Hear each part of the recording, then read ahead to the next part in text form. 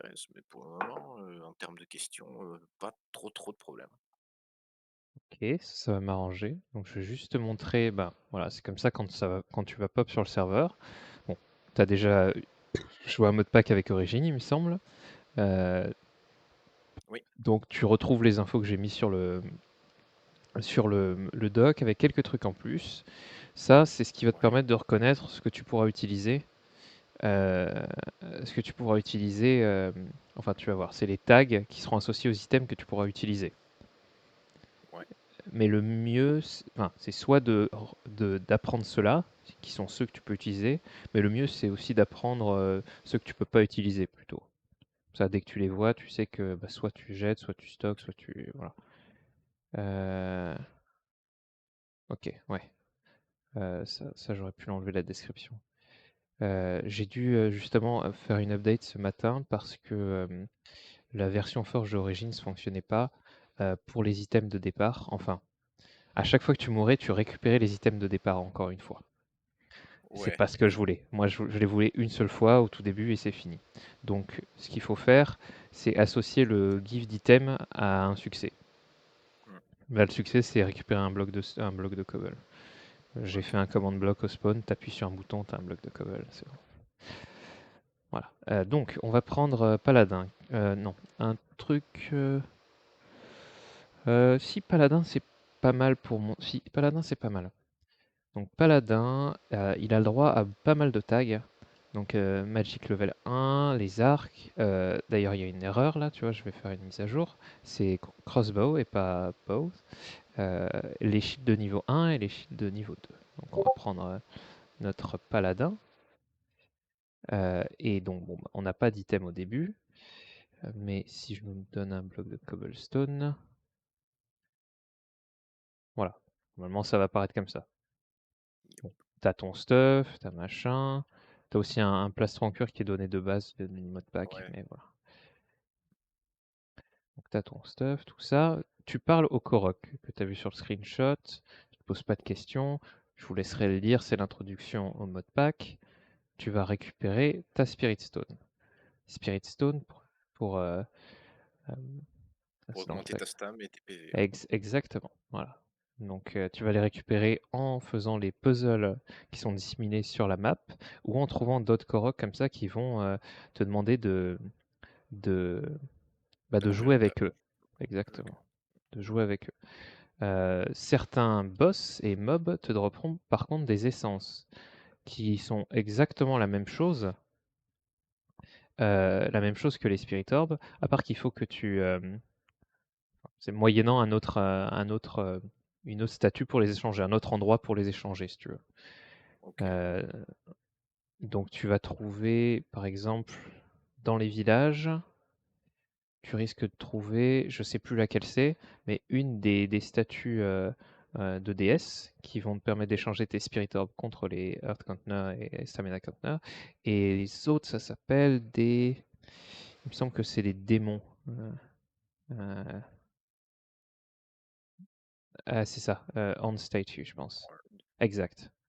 Donc ça coûte un peu plus cher, mais c'est plus mmh, simple à voir parce que les Koroks sont durs à voir dans la nature. Et, euh, et puis c'est pas des mobs que tu peux farmer. Ça s'obtient assez facilement, honnêtement. Enfin, facilement. Ça va. Il y a pire. Ça ira encore mieux avec du looting plus tard. Voilà, donc le tour des Spirit Orbs pour augmenter tes stats. La stamina qui est quand même assez importante. Si là je vois que je cours hein, simplement, le truc en plein milieu de mon écran, il part assez vite. ouais. Et si tu excèdes cette zone-là, t'es dans un cooldown qui dure plus longtemps. Voilà, là, je suis Vu que clairement tu es en allé trop créatif, loin. ouais. Non, bah oui, je peux continuer à courir, mais mettons que tu passes cette zone-là, hop, c'est instant rouge, et pendant cette période-là, tu es incapable de courir, incapable de te défendre. Tu Voilà. pas weakness et slowness aussi, je crois? Ou non? Si, exact. Me semble que ouais, peut-être une bonne idée de se mettre en survie pour essayer ça. Ou Là. si c'est un je sais plus, en mettant des couches, genre sans être en mode combat, ça consomme de l'endurance ou pas? Non, enfin, non, OK, ça n'en consomme pas. Par contre, tu OK, as la moitié des stats de l'arme. Ouais, En oui, gros, ça, oui, en ça, des j'ai stades déjà vu. d'attaque de l'arme. Donc le mode combat est vachement important. Il n'y a pas que ça. Le mode combat te permet d'activer les capacités spéciales de ton arme. Tu vois qu'en bas à droite, alors même si c'est petit, je suis désolé pour mon écran. Est-ce que... T'inquiète, t'inquiète, je vois, je vois. Ouais, ça va être mieux comme ça. Donc en bas à droite, il y a un truc qui s'affiche quand je passe en mode combat et pas en mode combat. Donc globalement, quand tu veux te fight, tu l'actives. Et là j'ai récupéré 23% pour charger mon attaque spéciale avec cette arme-là, hein. Ça dépend Ouais, bien sûr de l'arme. Généralement, plus l'attaque spéciale est importante ou a d'impact, plus le temps de charge va être important. yep. Donc moi je pense que les poulets restent une bonne option pour charger tout ça. Là tu vois, j'ai dépassé ma jauge de stamina, donc je charge lentement. Je crois que en gagnant un achievement, ça te recharge la stam, sinon c'était pas normal. Donc là, j'ai le coup spécial de charger. En maintenant clic gauche, je peux dépenser mes points accumulés pour faire un. Là, j'ai fait, euh, j'ai fait combien? J'ai fait Attends, 11 si de tu peux dégâts. cliquer. J'ai fait Ouais, ouais, 14 ouais. de dégâts. 14 de dégâts. Voilà. Donc ça varie selon les armes et globalement c'est ça. Euh, Qu'est-ce que bon, ça c'est les mécaniques de fight. Petit retour du coup sur les classes. Le truc important. Alors pas une bonne idée avec le paladin. Mais si je change de classe maintenant, ce ne sera pas possible en jeu, bien sûr. Yep. Prenons une classe qui n'a pas accès au bouclier. Donc voilà, je passe sur la classe mage qui n'a absolument pas accès au bouclier. Et si je viens équiper un bouclier dans ma main, je ne peux plus bouger. Voilà, incapable de bouger. Pareil dans la main gauche, incapable de bouger. Maintenant, si je viens à essayer d'utiliser une arme, comme on voit, qui a le tag, qui a pas le tag, comme c'est peut-être une arme justement que j'ai oublié, tu vois. Prenons une arme qui est sûre d'avoir le tag. Mettons l'arme, genre une épée en fer, quoi. Une épée en fer qui a beaucoup de tags, parce que c'est les tags du jeu de base, mais aussi le tag MMO class Light Melee à la fin. J'ai cliqué sur mon second écran. Voilà. Donc, si je veux essayer de taper la poule, 0 dégâts. Pareil en. Voilà. Donc, je viens de porter la poule. Ce n'était Pas mal, pas pas prévu. Ce n'était pas prévu. Euh, et je ne sais pas. Ah si. Non, je sais pas comment enlever. Je sais comment je l'ai porté. J'ai appuyé sur F, mais je sais pas comment l'enlever. Bon, bah, j'aurai une poule avec moi maintenant, c'est parfait. mal. Voilà. Euh, Et pourquoi j'ai. Ah, bah oui, d'accord, c'est parce que je porte la poule que j'ai slow falling. Euh, Oh, Allez, hein, voilà. J'ai pas d'idée. Quand on meurt, on a l'effet Fracture Soul, ou du moins il est censé apparaître. Peut-être il apparaîtra ouais. plus tard. On va se mettre en créatif avant de remourir. Mourir, ouais. Donc Fracture Soul t'empêche de gagner un certain nombre d'XP. Donc j'imagine que bah, c'est un pourcentage de l'XP que tu es censé gagner normalement. Et ça monte jusqu'au niveau 3, il me semble. Donc voilà, ça y est, j'ai eu l'effet. Pour 3 minutes quand même, c'est assez important. Donc de toute façon, évitez de mourir. Une partie du stuff peut être perdue euh, Yep. et stockée dans un cadavre qu'il faudra retrouver. Sur le Ça marche serveur, avec Fractured Soul, si je ne m'abuse. ouais, bien sûr. Plus ton âme est fracturée, moins tu as de chances de conserver tes items lors du décès. Yep. Je pense que mon cadavre était censé être par là. On s'en fiche, de toute façon, il n'y avait rien dedans. Je crois que c'est Ouais. parce que je suis en créatif que je n'ai rien perdu, ou c'est juste de la chance. Les émeraudes ont plus de chances d'être perdues, puisque c'est considéré comme les runes dans Dark Souls. Donc Ok, les ouais. émeraudes ont plus de chances d'être perdues lorsque tu meurs. Même Comme celles qui la... sont dans ton backpack ou Je pense pas. Je pense pas. ok. Pour le coup, je pense. Voilà. Donc petite astuce, ouais, le backpack. Euh, Pareil, ben voilà. Donc les classes, ça fonctionne aussi pour les glyphes, donc la magie, tout est référencé. Si on voit par exemple si on est paladin et qu'on a accès au tiers 1 de magie, on peut marquer tiers 1. Euh, il me semble comme ça. Alors c'est énorme du coup avec la taille de la HUD. Mais en marquant tiers 1, je sais plus comment on fait. Normalement, on est supposé avoir tous les glyphes de tier 1. Là, on a Mais des il y a glyphes de des tier 2, mais bon. Globalement, si t'es pas sûr, tu fais aussi tab et t'as la classe, enfin le tag MMO Magic Level 1. yep, Il y a un filtre, il me semble, pour voir que les tiers 1, mais bon, ça marche pas. À savoir pourquoi. Globalement, c'est ça. Les deux fonctionnalités de MMO class, c'est, j'ai oublié une dernière, c'est si tu peux pas, par exemple, utiliser un arc, bah tu pourras pas faire clic droit. Je veux dire, tu pourras pas le bander, tu pourras pas charger d'arbalète. Voilà. yep, Mais les trois fonctionnalités du coup de la classe, c'est t'empêcher de bouger avec un shield si t'as pas le droit, t'empêcher de faire des dégâts avec une arme si t'as pas le droit, et t'empêcher d'utiliser une arme si t'as pas le droit, enfin de, d'interagir avec si t'as pas le droit. C'est tout ce que ça fait. Ça ne fait que limiter. Il n'y a pas de bonus, rien, et donner du stuff au départ.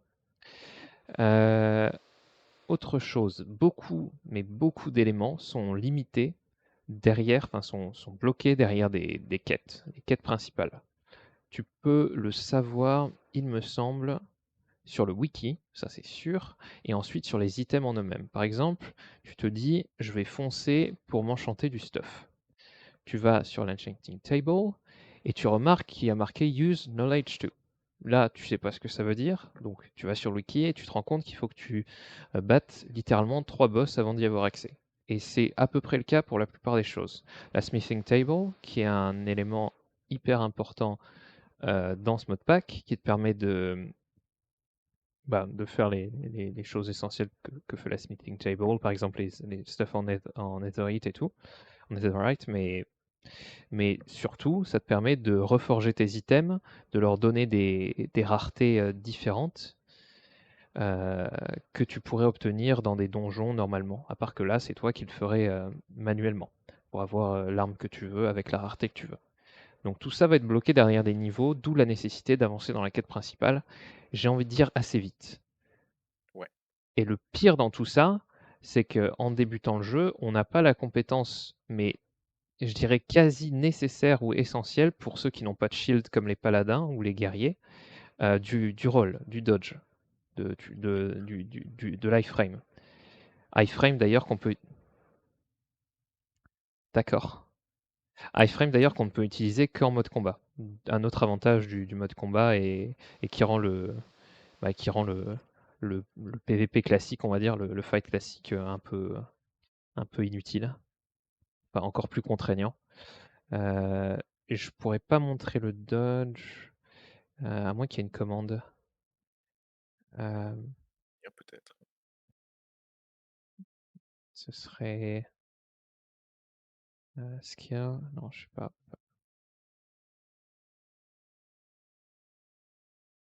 Peut-être une histoire de répute, non. Bref, globalement, je vais peut-être changer de map, aller sur ma map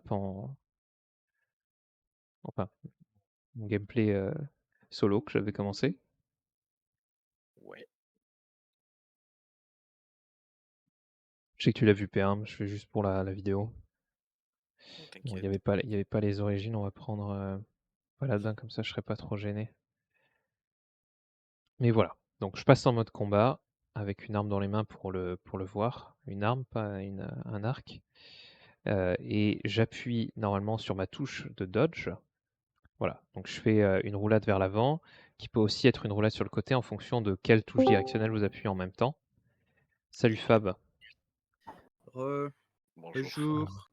Re, re, re. J'enregistre, hein, donc ce sera disponible ensuite. Allez Je, YouTube. je montrais, je montrais la mécanique de dodge. Donc c'est une touche assez importante qu'il faudra soit laisser sur la touche de base, soit la remap, où est-ce que vous voulez. Moi j'ai mis sur ma souris. Faites ce que vous voulez. Mais voilà. Donc elle viendra pas déranger votre gameplay quand vous n'êtes pas en mode combat. Donc vous pouvez la mettre sur Shift, sur Control, ça ne changera rien. Je vais repasser sur la map sans le stuff. Donc, Fabien, est-ce que tu as pu lire le document, le doc ou Non. pas? Non, tu ne l'as pas lu. Donc tu n'as pas de questions vis-à-vis du document que tu n'as pas lu, ce qui est normal. Qu'est-ce que je pourrais te montrer? Mhm. Qu'est-ce qu'on pourrait montrer à Fabien qui paraît essentiel? Les Que- classes surtout, enfin les Ouais, ouais, les classes, ouais. ouais. Donc les classes, t'auras un pop-up comme ça, bon, pas avec le monde en arrière-plan quand tu te Ouais, on l'avait connecteras. déjà Je eu pense ça que dans t'as déjà joué à Origin avec moi, je pense aussi d'ailleurs. Mais ouais, voilà, on a eu ça, ouais. c'est ça. Donc tu auras bon, les 4 classes disponibles, toutes les autres sont bloquées. Bon, random, Il y a c'est random, si, voilà, trop ouais. bien. Ah, c'est drôle. C'est les 4 classes disponibles, l'impact qu'aurait chaque classe sur ton gameplay, voilà, défini par moi, et je pense que c'est plutôt correct. Et une description, bon, une petite catchphrase à l'avant. Les items que tu auras au départ, une seule fois, hein, pas à chaque respawn, et les dispositions qui seront écrites normalement et qui auront un tag associé. Ça va te permettre de reconnaître plus tard dans le jeu si tu peux utiliser l'item ou pas que tu viens de recevoir en appuyant sur Shift. Je te montrerai après. Donc voilà, c'est la même présentation. Il y a un truc au fond qu'il faudra que j'enlève, mais voilà, c'est la même chose. Donc mettons que je prends une classe qui permet de faire à peu près tout dans le jeu, qui est la classe Paladin. Alors oui, ça m'a donné les items de suite parce que j'ai complété le succès récupérer une cobble, mais globalement au spawn, c'est pour contourner un problème du mode hein, que j'ai fait ça. Sinon, ça te donnait les items à chaque fois que tu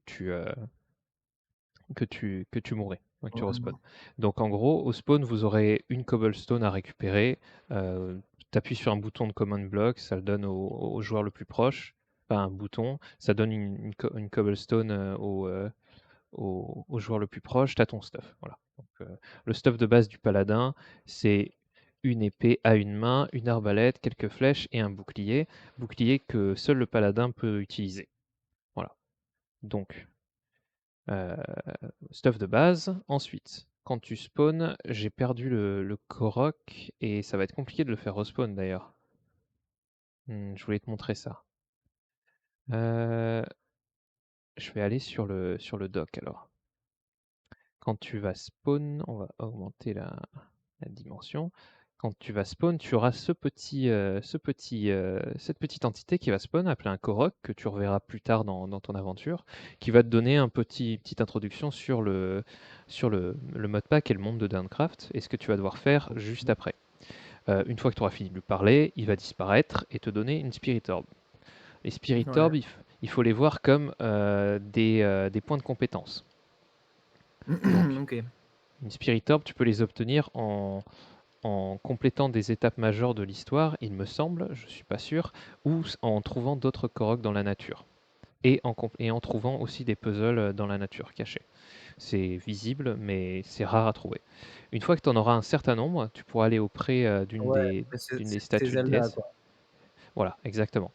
Tu as C'est aussi OK. tu as aussi les essences, qui est un peu le côté sombre des Spirit Orbs. Oui, tu payes, mais pour échanger, du coup. Euh, ben, je veux dire, les essences, tu les obtiens pas avec les Korok, tu les obtiens en tuant des mobs. Voilà, OK. c'est des... Et donc ça t'en demande plus, ça Ouais, mais demande des ouais, ressources. Par contre, tu as l'avantage de pouvoir en farmer plus facilement que les Korok. Voilà. Donc OK. ce sera tes deux sources. Les essences aussi servent à crafter quelques trucs. Des armes assez puissantes d'ailleurs. Voilà. Les Spirit Orbs sont très utiles pour crafter des pièges, pour crafter bloquer des entités, mais c'est déjà très très loin dans le jeu. Ne, ne surtout pas chercher à faire des cage traps au début. Voilà. Donc Ouais. c'est comment augmenter comment augmenter ses stats en récoltant des Spirit Orbs et des essences euh, et en faisant des dons aux différentes divinités, aux différentes entités supérieures. Euh, ensuite, à quoi elles servent? Ben, tu as vu qu'elles pouvaient servir à augmenter les PV. Donc, on démarre Oui, avec le la barre mana, de, mais ça, après, c'est Zelda, quoi. voilà, la barre de vie. Non, pas le mana, la stamina. Ce qui est Oui, c'est différent. La pareil. stamina, non. Il y a une barre de mana si t'as un bouquin magique. Bon, alors, ouais, OK. C'est un spellbook. Bon, bref. Donc, la stamina vient te faire chier, disons-le comme ça, dans une grande partie de ton gameplay, puisqu'elle intervient dans la course. Donc là, tu vois que le petit rond vert diminue au fur et à mesure que je cours. Et Si quand tu tu tapes. t'arrêtes, Voilà, et quand tu tapes, quand tu nages, bref, la Ouais. plupart des actions. Aussi quand tu bandes un arc, pas quand tu Ah bandes ouais? une arbalète. Ouais. Ah si, quand tu bandes une arbalète aussi. Voilà. C'est Ah ouais, donc il faut donc avoir un petit peu de voilà. Donc globalement, il y a rien à privilégier, c'est que du bonus. Mais voilà, sache que la stamina, ça intervient dans pas mal d'endroits. Il y a quelques effets, il me semble, de boss qui viennent aussi t'augmenter ta consommation de stamina. Donc, chose à savoir. Un autre item, par exemple, où il faut faire gaffe, qui est utile, hein, cela dit, c'est le paraglider. Donc, ben, et c'est ouais. littéralement, Ouais, qui ouais. consomme de la stamina. Donc, faut faire gaffe. Mais ça te permet de t'échapper facilement en cas de souci.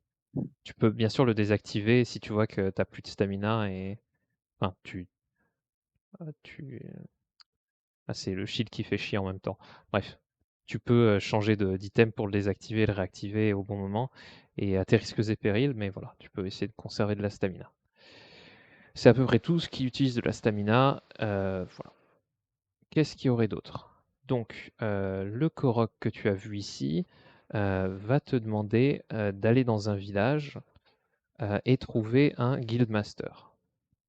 Le Guildmaster, c'est juste un PNJ, un métier de PNJ, et c'est lui qui va te distribuer toutes les quêtes de la quête principale.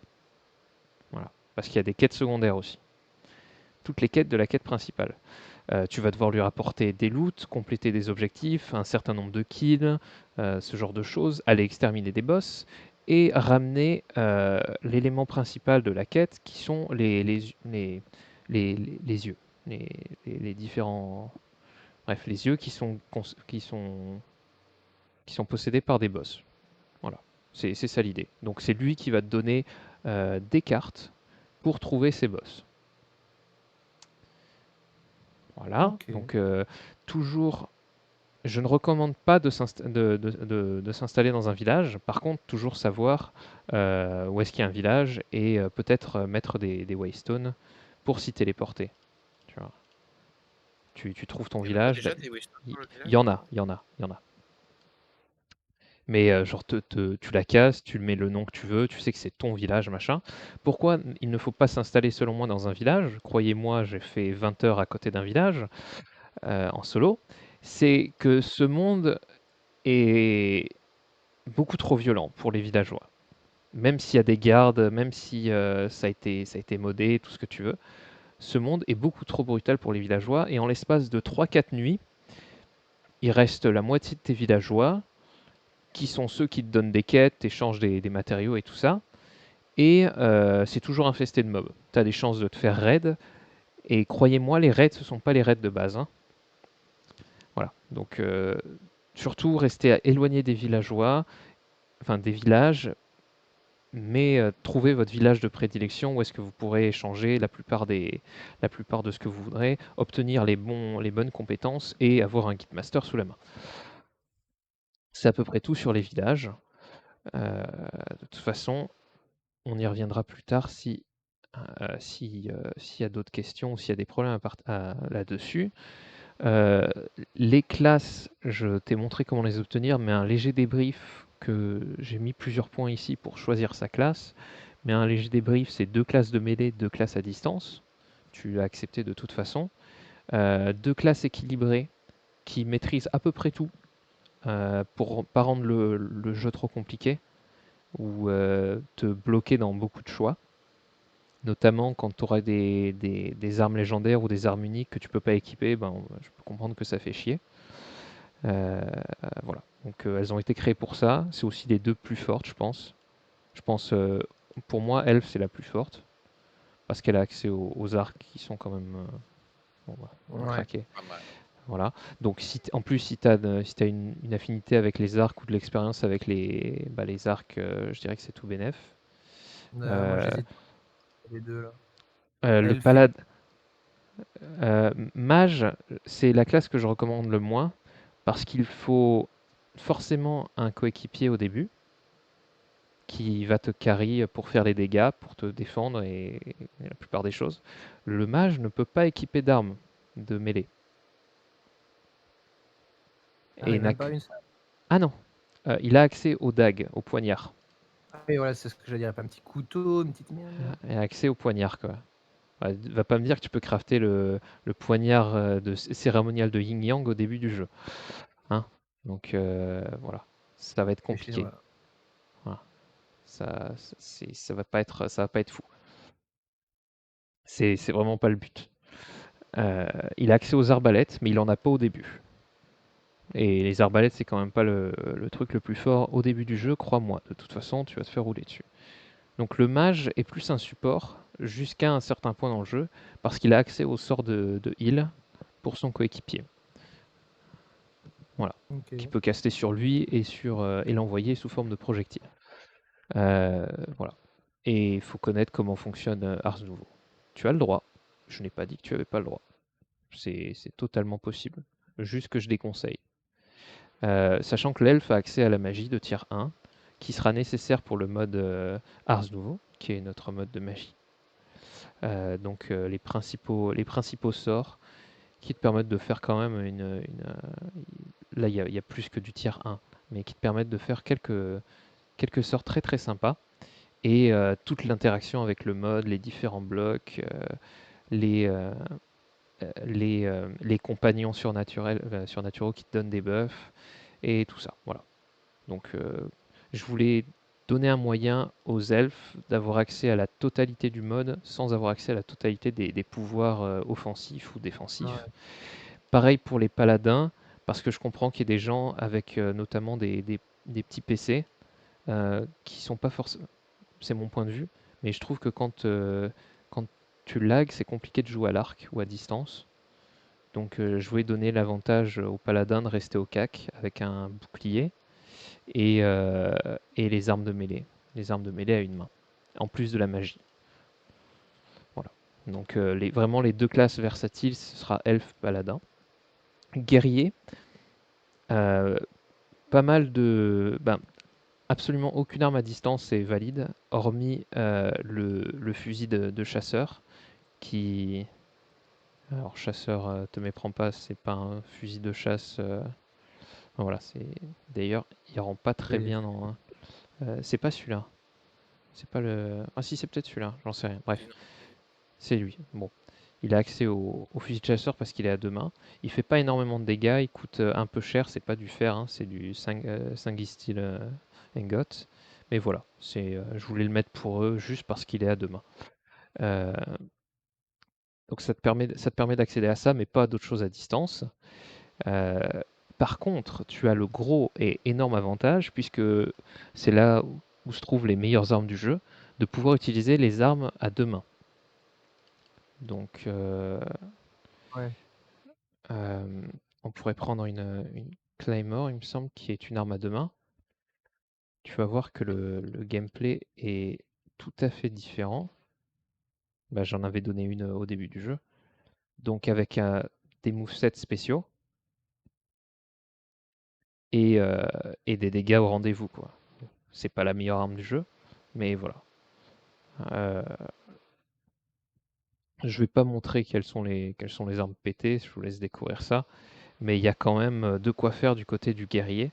Et je pense que ben, pour ceux Est-ce qui que tu aiment peux la mêlée, maintenir, est-ce que tu peux tu- maintenir le le coup ou clic pas? gauche, non. Ouais. Enfin, il y a une autre mécanique du coup. Tu vois en bas à droite, quand j'active le mode de combat, il y a un truc qui apparaît, disparaît. Là, j'active le mode combat, je le désactive. C'est la jauge pour activer la compétence de l'arme. Là, j'ai chargé à 51%. Et si je tue une autre poule, ou deux autres poules d'ailleurs, est-ce qu'on peut en faire spawn? Shimon. Ah oui, merci. Mmh. Je mets juste. Il y a aussi Ah oui, différentes stats en tout à fait. fonction de. Tu vois, j'ai des attaques sautées qui sont d'ailleurs les coups les plus puissants et, disons, les plus rentables en termes de consommation de stamina et de dégâts.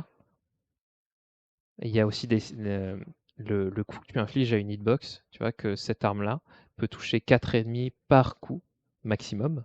Il y a d'autres stats qui viennent en prendre en compte, donc le bypass de l'armure, à quel point l'arme peut ignorer l'armure des ennemis, l'impact, donc le knockback, ça change en fonction. Tu vois, ça c'est une arme à une main qui a seulement 2 ennemis maximum de toucher par coup et 1,4 d'impact.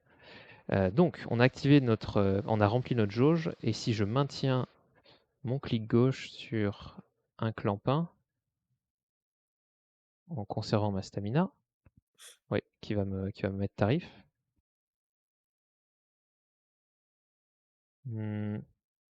Attends. Peut-être que la clé mort, c'est juste un stack de paris. Je ne connais absolument pas tous les. Du coup, c'est Je pense que. moyen. Oh, Ah, je crois que là c'est bon, pas je mal. l'ai.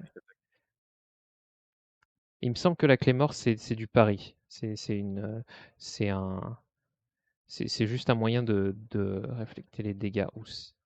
Je ne sais pas. Non, ok, tu peux changer la stance.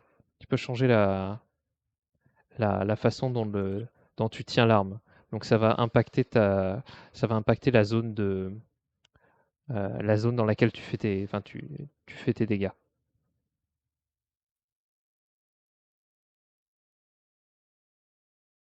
Ou c'est pour parer. Je ne sais pas. Pour la clé mort, je ne sais pas. Est-ce que je peux montrer je sais que la faux qui est une arme à une main. Ah bah oui, en créatif, j'ai toujours la compétence activée. Et voilà. Si je maintiens clic gauche, Le tourbillon. Ouais, c'était voilà. ça que je voulais savoir, ouais. Voilà, le tourbillon.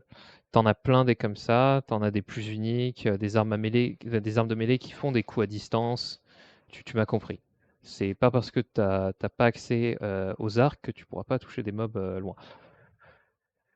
Voilà pour les armes à deux mains. C'est pour ça que, selon moi, le mage est encore moins accessible que le guerrier, qui est moins accessible que le paladin euh, et l'elfe, et la classe elfe. Voilà. Après, je recommande le gameplay en équipe pour diviser les loots de façon équitable, c'est-à-dire qu'un elfe, un guerrier ou un elfe, un paladin, ça permet de correctement répartir les loots. Imagine, dans un donjon, tu récupères 2 arcs intéressants et 2 épées. Bon, bah tu fais peut-être une épée, les 2 arcs tu les laisses pour l'elfe et tu en donnes une autre pour l'elfe. Ou si c'est un guerrier, t'adaptes. C'est toujours pareil. Ça permet de répartir les loots. Je trouvais ça intéressant et c'est un des points qui m'a fait décider qui m'a décidé à créer ces classes-là. Voilà. Et là, il y a j'ai mis d'autres notes pour choisir la classe et ce que je pense de l'équilibrage des classes en lui-même. Qu'est-ce que j'aurais pu oublier? Est-ce que j'ai parlé avec toi du niveau de connaissance, Fab? Non. Ok. Donc, la plupart des éléments du jeu sont bloqués derrière des niveaux de connaissances. C'est en fait juste, ça détermine juste ton avancement dans la quête principale. Donc par exemple, tu te dis au début du jeu, je vais m'enfermer dans une cave, je vais aller miner ma race et je vais m'enchanter du stuff. Bon, bah tu vas te rendre compte que là, tu es en créatif et donc tu peux comme un connard, mais normalement, tu ne peux pas. Tu vois qu'en rouge, il y a marqué Use Knowledge to, qui est rouge parce que tu n'as pas cette connaissance. Donc, pour savoir si tu y as accès, simplement tu regardes sur l'item ou tu tu t'y prends à l'avance et tu vas sur le wiki qui te donne les informations en fonction de ton avancement dans la quête. Si tu vois que tu as complété la quête de l'ogre corrompu et récupéré le premier œil perdu, tu auras accès au Smoker et Blast Furnace.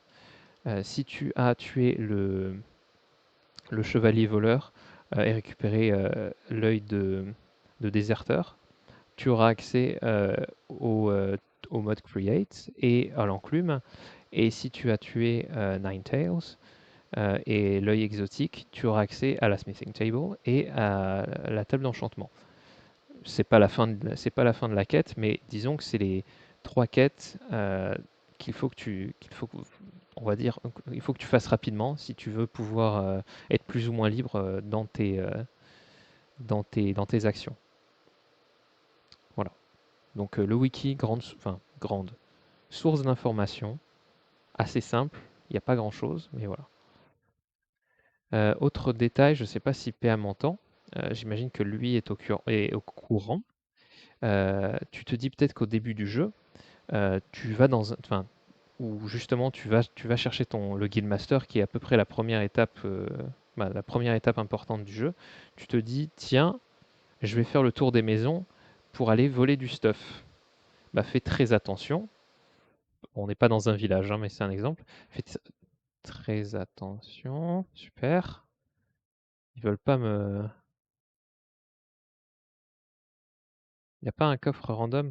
Bref, Oui, tu c'est te un dis, village, je crois. non, je sais que c'est pas un village, c'était juste pour te montrer. Bah voilà, par exemple ce coffre-là, tu dis tiens, il y a un villageois ici, on s'en bat les couilles, je vais le piller. Bon, bah si tu as un villageois dans ta ligne de, bah dans ton champ de vision, putain, ils pètent tout, c'est débile. Donc dans ton champ de vision, pendant que tu pilles le coffre, bah, tu vas être repéré et ta réputation va diminuer assez rapidement. Il y a de la Cette, rép- répute. cette réputation, c'est pareil quand tu tues un villageois, hein, ça coule de source, mais voilà, si tu tues un villageois, tu tues un Iron Golem, tout ce qui pourrait, tous les mobs, tu tues aussi un marchand, je pense, c'est un marchand itinérant, ça compte comme un villageois. Donc, bref, si tu fais des choses illégales dans les villages, ta réputation va baisser. La réputation, elle t'offre plus ou moins, enfin, des prix plus ou moins intéressants sur ce que peuvent vendre les villageois et, bah, te permet d'accéder aux quêtes secondaires des villageois. Peut-être aux quêtes principales, mais je pense pas. Là, ce serait un peu tiré par les cheveux. Je crois que les quêtes principales, tu peux être détesté du village, ça passe. Le Guildmaster, il en a rien à foutre. Mais je veux pas me risquer à dire ça non plus. Je suis pas 100% sûr. Ce que va te permettre la réputation, donc, c'est de pouvoir faire les quêtes des villageois qui vont te donner accès à d'autres compétences que celles que tu obtiens avec la quête principale et des niveaux de compétences. Ça, c'est bien. Euh, voilà. Donc, il me semble que tu as un gros récap ici. Exactement. Euh, tout ça, tout ce cercle-là, c'est les compétences que tu peux obtenir grâce aux quêtes des villageois. Ok. Et chaque Ok. compétence te permet aussi, enfin, du moins chaque quête de villageois liée à une compétence va te permettre d'obtenir un contrat d'échange qui va te permettre de trade avec eux en fonction de. Donc imagine, là je fais la quête du fleuriste, et ben j'obtiens le contrat d'échange avec le fleuriste. Pourquoi est-ce qu'il y a des quêtes ici? C'est imagine tu trouves pas de villageois fleuristes parce que c'est random. Tu peux, en payant tout ça, ce qui est plus cher que la quête originale, débloquer le contrat quand même. C'est pour enlever le facteur random de la chose. Mais tu as vraiment des trucs qui coûtent cher, tu vois. Mettons la 10 diamants, 32, bref. La 20 émeraudes. Voilà, c'est l'idée. C'est si vraiment t'as pas de chance dans les villages que tu croises, ou que tous les PNJ meurent avant que tu aies fini la quête à chaque fois, bon, bah tu peux buy. Ok. Voilà. Donc, village important, rester loin des villages pour que les PNJ importants ne meurent pas et ne pas faire trop de conneries autour des villageois. Voilà.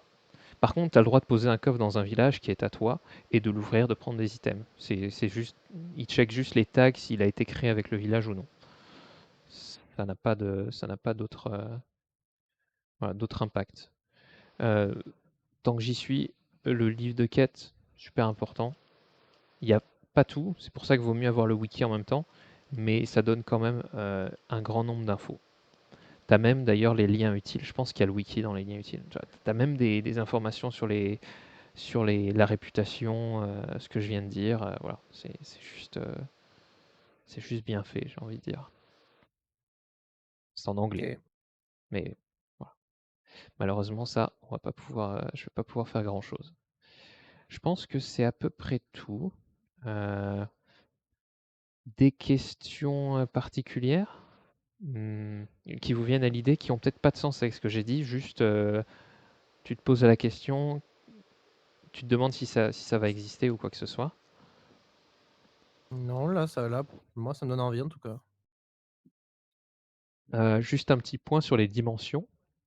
C'est la difficulté est crescendo, c'est-à-dire que si tu galères dans l'overworld, t'as pas intérêt à aller dans le Nether, ou du moins tu y vas vite pour récupérer une ressource dont tu as expressément besoin, ce qui normalement ne devrait pas être le cas. End, je t'en parle pas. D'ailleurs, l'End, justement, c'est. Il me semble que tu peux. J'y suis pas allé jusque-là et je me suis pas renseigné. Mais normalement, les œils que tu récupères te permettent d'ouvrir le portail de l'End. Donc, il n'est pas accessible avant que tu aies combattu euh, le nombre de boss nécessaires. Il y a un petit tableau des boss, ouais, juste pour te donner l'avant-goût du Oui. bordel que c'est. Voilà. Tu n'es pas obligé de combattre tous les boss. Il me semble qu'il y a Ouais. 15 œils différents et tu en as besoin de 3 x 4, 12. Tu en as besoin de 12. Donc ça te laisse une petite marge de manœuvre parce que la RNG a encore des biomes et de la génération. Normalement, j'ai activé le respawn des boss. Ça reste discutable, mais on pourrait tous utiliser les mêmes. Enfin, si tu tombes sur la même structure que quelqu'un a utilisée pour combattre le boss, il y sera là pour toi aussi. Je ne sais pas. Déjà, je Dans vais les demander. tu un donjon avant ou c'est vraiment juste le boss, quoi? Ça dépend. Mettons le premier boss, Non, il est dans un château. Il est dans un château OK. avec des coffres. Les coffres sont pas séparés par joueur, donc ça veut dire que si tu arrives dans un, ah, voilà, il est pillé quoi.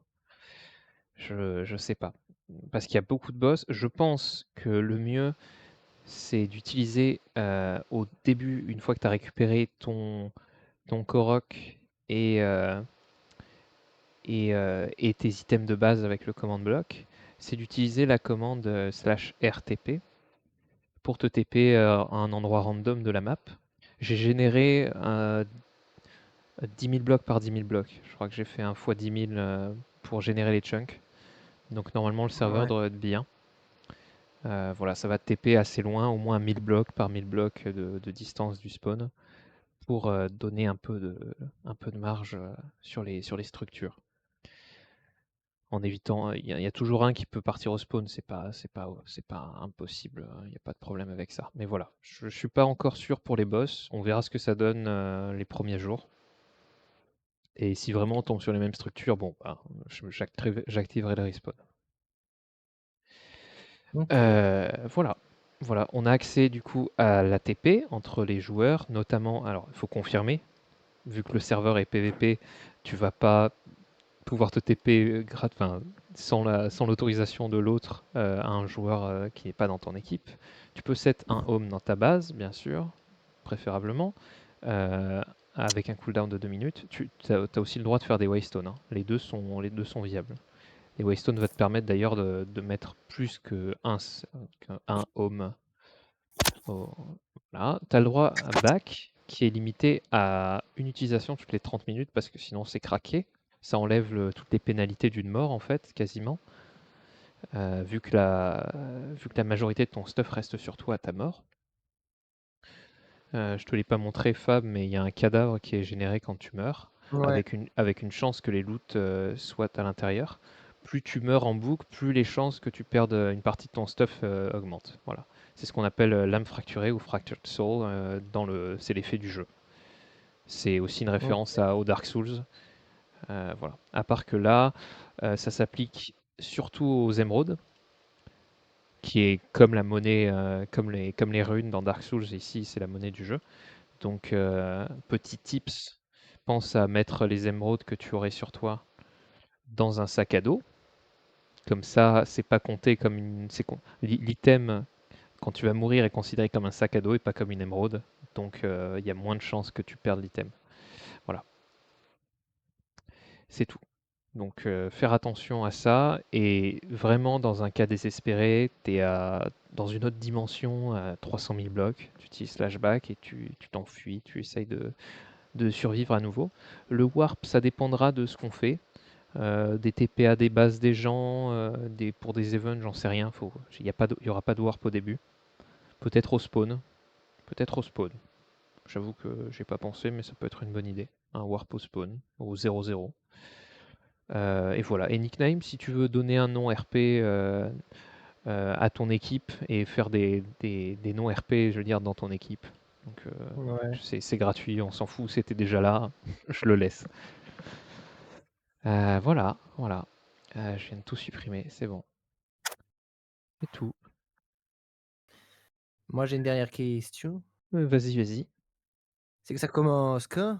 Eh ben ça, justement, j'aimerais bien en discuter. Alors, avec vous, bon, bah, on est que... Fermez vos gueules. Voilà. Avec vous et avec les autres, moi, j'étais parti pour mardi. Si, Oula! Oui. oui, c'est imminent. Ah oui, d'accord. C'est aussi imminent que mon père m'appelle actuellement. C'est pas grave, je le répondrai plus tard. Euh, donc, voilà, je pensais à mardi, donc fin de, fin de journée de cours, je dirais, ou début de soirée. C'est à confirmer. Sinon, on peut reporter ça plus loin, mais Ça dépend parce que moi, je vous avoue que le plus tôt on commence, le mieux c'est pour moi, parce que pour l'instant, je viens de finir ma période de mi-session, donc tous mes examens et ouais, ouais, et j'imagine. toutes mes remises. Donc là, j'ai un petit créneau où je pourrais jouer un peu plus. Et ça tombe la semaine prochaine. Donc, mais si vraiment je vois qu'il n'y a personne de dispo mardi ou mercredi, bon, ben, on reporte à plus loin. Mmh, là, comme ça, je dirais plus mercredi ou jeudi. Mais D'accord, moi, ok. après, bon, si je Euh, m'arrête là, voilà, je suis le mardi, plus quoi. important, ce sera que l'équipe commence en même temps. OK. Ouais. C'est c'est ça qui compte, honnêtement. J'ai pas mis de limite pour le nombre de joueurs dans l'équipe. Je recommande 2 pour conserver une difficulté. Voilà ce que je voulais dire. Une difficulté raisonnable, mais surtout pas avoir à recommencer 3 fois la même quête, parce que tout est les quêtes ne sont pas synchronisées. Mmh. Peu importe si tu es dans l'équipe ou non, les quêtes ne sont pas synchronisées. Donc si tous les joueurs veulent avancer dans la quête, ce qui n'est pas nécessaire en soi, mais je trouve ça tellement débile de ne pas faire la quête alors que tu es sur le mode pack. Euh, il faut limiter le nombre de joueurs par équipe pour éviter ben, que tu te rattrapes 3 fois le même boss et que tu dois chercher 3 fois la même structure.